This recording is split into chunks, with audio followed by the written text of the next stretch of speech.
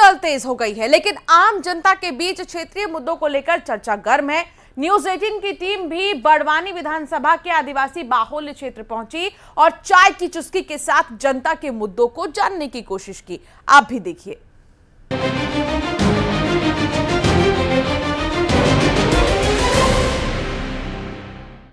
नमस्कार, मैं हूं पंकज शुक्ला और न्यूज़ 18 के खास कार्यक्रम चाय की चुस्की में आपका स्वागत है। चाय की चुस्की में हम देखेंगे कि ताज़ा तरीन क्या मामले हैं और इस विधानसभा चुनाव में किस तरीके के मुद्दे जो हैं वो छाए रहेंगे, क्षेत्र में किस तरीके का विकास हुआ है, क्या कुछ विकास की दरकार है। और इन्हीं मसालेदार खबरों के बीच, मुद्दों के बीच में हम जनता से ये समझने की कोशिश करेंगे कि आखिर ऐसे क्या मुद्दे रहेंगे जिनको लेकर के वो इस विधानसभा चुनाव में अपने प्रत्याशी का चयन करेंगे। तो हमारे बीच में बड़वानी विधानसभा के पार्टी ब्लॉक के काफ़ी लोग यहाँ पर मौजूद हैं। उनसे हम जानेंगे एक एक करके कि आखिर क्षेत्र में मुख्य मुद्दे क्या हैं और किन मुद्दों को लेकर के ये विधानसभा में आगे बढ़ेंगे। क्या मुद्दा खास रहेगा इस बार विधानसभा चुनाव में? भैया, बड़वानी विधानसभा की बात करें तो क्या है कि आज़ादी के इतने वर्ष बीत जाने के बाद भी सबसे पिछड़ा हुआ क्षेत्र है। यहाँ आज भी लोग बेसिक सुविधाओं से वंचित है। मूलभूत सुविधा की बात तो छोड़ो, रोटी, कपड़ा और मकान के लिए जद्दोजहद चल रही है। और मूलभूत सुविधा के नाम पे गांव में न तो कोई पेयजल की व्यवस्था, न कोई दुर्गम क्षेत्र में आने जाने के रास्ते की व्यवस्था, न शिक्षा, न स्वास्थ्य। ऐसी स्थिति में ये क्षेत्र बहुत ज़्यादा पिछड़ा हुआ है। तो समय अब ऐसा है कि यहाँ का जो प्रतिनिधित्व ऐसा जाए जो विधानसभा में इस क्षेत्र की बात उठाए और इस क्षेत्र में विकास कार्य आए और यहाँ के लोगों को समाज की मुख्य धारा से जोड़ सके। विकास मुख्य मुद्दा है, क्या कहेंगे? आप भी पार्टी क्षेत्र के रहने वाले हैं, किस तरीके का विकास यहाँ पर देखने को मिला है? हमारे पार्टी क्षेत्र में प्रधानमंत्री जी ने गोद लिया है, पर हमारे जो पार्टी क्षेत्र में आज भी घड़े से पानी भर रहे हैं। आज भी बिजली नहीं है। मेरे क्षेत्र के लोग आए हैं, बिजली नहीं है उनके यहाँ, पानी की नहीं, पानी पीने के पानी को 400 करोड़ का घोटाला है। बच्चों को पीने का पानी वहाँ टूटी तक नहीं अभी, और 400 करोड़ का घोटाला। मैं 11 दिन तक धरने पे बैठा था बड़वानी जिले में। 400 करोड़ के घोटाले की बात आई है, क्या कहते हैं आप? इस तरीके का कोई घोटाला या इस तरीके का कोई मामला देखने में आया है क्या अभी तक? कोई घोटाला नहीं हुआ है। भारतीय जनता पार्टी ने 2003 के बाद इस पार्टी विकास खंड में कुछ भी विकास नाम की चीज़ नहीं थी। ना रोड था, ना बिजली था, ना पानी था, ना स्कूल थी, ना कुछ भी नहीं था। लेकिन भारतीय जनता पार्टी इस पार्टी क्षेत्र को नरेंद्र मोदी जी ने गोद लिया है और वन बंधु योजना में जोड़ा है। यहाँ पर पहले सिर्फ मात्र हायर सेकेंडरी स्कूल 2 हुआ करते थे, एक कन्या हायर सेकेंडरी, एक बालक हायर सेकेंडरी, और 2 हॉस्टल थे, एक कन्या और बालक। आज शिक्षा के क्षेत्र में भी पार्टी ब्लॉक बहुत आगे बढ़ चुका है और कई बच्चों के रहने, पढ़ने, खाने की व्यवस्था भी हो चुकी है। बिजली की व्यवस्था है, पानी की व्यवस्था है, रोड की व्यवस्था है, और सारी व्यवस्था भारतीय जनता पार्टी की सरकार ने की है। आप रोड के मामले में कहीं भी चले जाओ, चाहे वो सेमलट चेरवी का रोड हो, चाहे वो झरार बन का रोड हो, चाहे वो पीपरकुंड का रोड हो, चाहे वो देवगढ़ का रोड हो, चाहे वो पानसेमल का रोड हो, चाहे वो बड़वानी से लेकर खेतिया का रोड हो, रोड के मामले में भारतीय जनता पार्टी ने 2003 से लेकर सतत काम किया है और अच्छा काम कर रही है। आज भी भारतीय जनता पार्टी गरीबों आदिवासियों को मकान देने का काम किया है।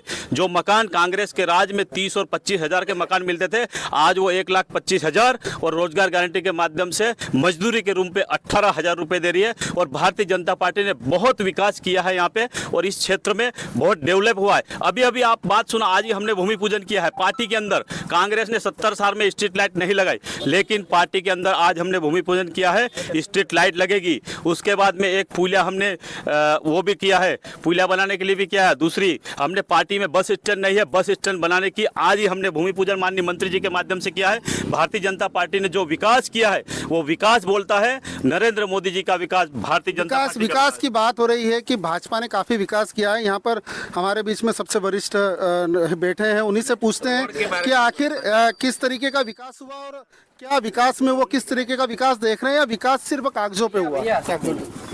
सवाल बिजली और पुल का सवाल है, तो बिजली और पुल तो कांग्रेस ने दिए, बिजली और पुल तो कांग्रेस ने दिया है। और सर्व शिक्षा अभियान में जो स्कूल बने फलिया फलिया में, वो राजीव गांधी शिक्षा मिशन के नाम से बने। हर बच्चे को, पार्टी के नवयुवक को, पढ़े लिखे को नौकरी अगर मिली है तो राजीव गांधी शिक्षा मिशन में मिली है। पंचायती राज लागू हुआ है और पंचायती राज में वो पावर दिए थे कि सरपंच और जनपद अध्यक्ष ने नौकरी दी है। और उस समय की जितनी भी नौकरी दी है गांव का ही बेटा लगा है। अभी भर्ती हुई है भारतीय जनता पार्टी के शासन में, अन्य प्रदेश से आके यहाँ शिक्षक बना है। तो विकास कांग्रेस ने किया है और सदा चलता रहा। विकास कहाँ रुका? महात्मा गांधी राष्ट्रीय रोजगार गारंटी एक कानून पास किया है और उस कानून के अंतर्गत सबको काम मिलेगा, मैंडेज बढ़ेंगे, हर साल उसका विकास भी होगा और पैसे भी बढ़ते जाएंगे हर साल उसमें। मनरेगा का जिक्र हुआ है, क्या लगता है मनरेगा में यहाँ रोजगार की क्या स्थिति है? रोजगार को लेकर के आप क्या कहेंगे? यहाँ पे मनरेगा योजना से मजदूरों को रोजगार मिल रहा है, नहीं मिल रहा है? भैया देखो, मनरेगा में ऐसी स्थिति हो गई है पे अभी दिहाड़ी मजदूरी कम से कम 250-300 है, मनरेगा में 222 रुपये मिल रहे हैं और ऊपर से सरकार ने NMMS लगा दिया है। यहाँ पहाड़ी क्षेत्र है, ग्रामीण क्षेत्र है, 7 दिन की भी आप हाजिरी भरना रहती, उसमें हाजिरी बिल्कुल नेटवर्क नहीं है तो कहाँ से चलेगा। और सबसे बड़ी मेन समस्या पलायन है। आज की बात में मैं बोलूँ, आज उद्घाटन के लिए मंत्री जी आए थे, भाई हमारी भी जिम्मेदारी बनती है कि मंत्री जी को सुनने हम लोगों को लाए। एक जन को पकड़ के लाए हम, कोई है ही नहीं, पूरा खाली हो गया गांव, पूरा गुजरात चले गया। और बच्चे कुछ सुबह से एक पिकअप भर के पूरे भेड़ जानवर जैसे भर के जाते हैं बड़वानी मजदूरी के लिए, क्योंकि यहाँ मजदूरी 222 रुपये में क्या होगा, वहाँ पे उनको 300-400 रुपये मिल रहे हैं। ऐसी स्थिति है मनरेगा में। मनरेगा में रोजगार नहीं है, मनरेगा में रोजगार नहीं मिल रहा है, क्या कहेंगे आप? मनरेगा 2006-7 में अच्छी चली, इसके बाद में लगातार बिगड़ता गया। आज की कंडीशन में मनरेगा में ऐसा है कि जो ग्राम सभा में तय करते उसका सेल्फ प्रोजेक्ट बनाता, उस प्रोजेक्ट के माध्यम से काम ही नहीं देते सरकार। जो ऊपर से तय करते CCT और बोल्डर चेक, फिर बाद में लोगों ने काम करते तो अटेंडेंस की ये नई नीति आई। अटेंडेंस अगर 8 लोग बैठे और इधर से फोटो लिया तो 8 लोगों में से 2 की फर्जी चली जाती। फिर दूसरे वह 10 बजे का उसका सिस्टम, अगर 10 बजे जो GRS नहीं गया तो उसका 0 करना पड़ता, और जो काम नहीं खोला तो उसका भी 100 दिन में से 6 दिन का वो गैप गया, वो उसका 94 दिन बचते। तो नरेगा में बिल्कुल 221 के जगह 150-25 वो लोग अभी नरेगा के ऊपर विश्वास ही छोड़ दिए। 5000 से अधिक प्राथमिक स्कूलों को बंद कर दिया गया, जिसमें बड़वानी जिला भी ऐसा है जहां से 250 से ज़्यादा स्कूल प्राथमिक स्कूल को बंद कर दिया गया है। और अभी जो पलायन ऐसा हो रहा है भैया, छोटे छोटे बच्चों को लेके जाते हैं, क्योंकि शिक्षा से ज़्यादा महत्वपूर्ण मतलब जिम्मेदारी ही पेट की है ना। तो घर पे कांटे लगा के दरवाजे पे पलायन के लिए गुजरात जाते हैं, अपने छोटे छोटे 5-6 साल के बच्चों को लेके जाते हैं, तो वो शिक्षा से वंचित हो रहे हैं। तो हम ये कैसी कल्पना कर सकते हैं शिक्षा की।